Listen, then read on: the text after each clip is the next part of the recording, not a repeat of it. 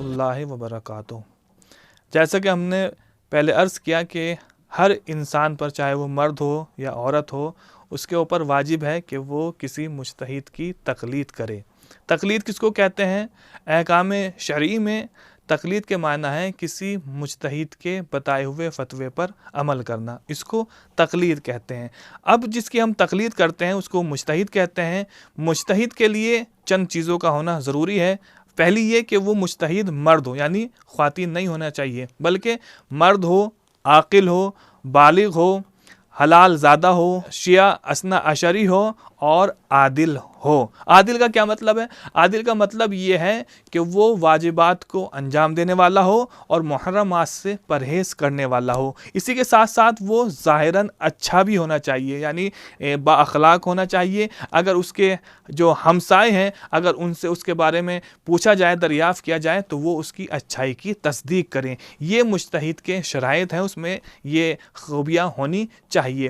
اب یہ کہ جو مسئلہ ہمارے سامنے آتا ہے، ہمیں کیسے پتہ چلے کہ یہ جو مسئلہ ہے یہ فلاں مجتہد کا ہے یا آغا سیستانی صاحب کا ہے، جس کی بھی ہم تقلید کرتے ہیں، یہ مسئلہ اس مجتہد کا ہے، ہمیں یہ کیسے پتہ چلے؟ تو یہ پتہ لگانے کے لیے 4 طریقے ہیں۔ پہلا طریقہ یہ ہے کہ ہم خود مجتہد سے سنیں، یعنی ہم نے خود اس مجتہد سے سنا ہو، اس نے یہ بیان دیا ہو۔ دوسرا طریقہ یہ ہے کہ 2 ایسے شخص گواہی دیں کہ جو عادل ہوں، یعنی انہوں نے اپنے کانوں سے سنا ہو اور وہ کہیں کہ ہاں ہم نے یہ فتویٰ مجتہد سے سنا ہے۔ تیسرا طریقہ یہ ہے کہ 2 آدمی نہیں بلکہ خود ایک آدمی گواہی دے، لیکن وہ آدمی ایسا ہونا چاہیے، وہ ایک آدمی ایسا ہونا چاہیے کہ جو مورد اطمینان ہو، جس کی بات کا ہمیں اطمینان ہو۔ اور چوتھا طریقہ فتویٰ حاصل کرنے کا، سمجھنے کا یہ ہے کہ ہم خود مجتہد کی کتاب میں تو جو توضیح المسائل ہوتی ہے اس میں خود پڑھیں، جو مجتہد کی کتاب ہے۔ تو یہ 4 طریقے ہیں مجتہد کا فتویٰ حاصل کرنے کا، مجتہد کا فتوے کو